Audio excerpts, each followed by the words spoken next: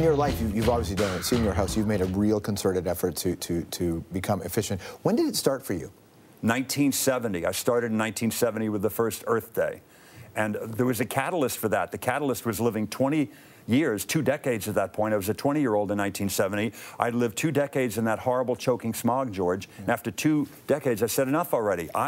Earth Day, sign me up. I want to be part of the solution rather than part of the problem. I started recycling. I started composting. I rode my bike around. I took public transportation. This guy rode his bicycle to an Oscars party, right? Which is pretty amazing. Nobody rides bicycles really in Los Angeles. You rode to it. Not to the Vanity Fair Oscar party. No, that was, and I didn't do it as a press thing. I was just silently trying to find a place for my bike, and all of a sudden one of these valets comes over and says, can we take your bike? I said, no, I'm going to lock it up here. Then a photographer saw that, Ed, hold the bike here, take the helmet off, put the helmet on. And they took like 1 million pictures. It was a big press event. But it was the mid to late 90s when it wasn't even a fashionable thing to do at the time, right? Oh, it was very odd. I was thought of as more odd than I am today, if that's possible, in the 90s. I think it's amazing the fact that no one will ever criticize your integrity about it, because this is what you do, is what you've always done. What I wondered, for a guy that's had such great success in the business, and I'm sure you've been to these crazy parties, and you've been to these homes that are lavish beyond belief. Yeah. You ever have parties at your house, and when people first come to Ed Begley Jr.'s house for the first time, what do they think?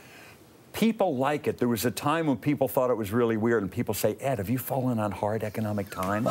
They literally thought there was something wrong. I'd, had a bankruptcy filing or something. This is, in the late 80s or early 90s. But no, I said, this is the way I like to live. And indeed, it's been good for my bottom line. I now can retire for the rest of my days, George, not because I have so much money. I was never the leading man and made that kind of dough.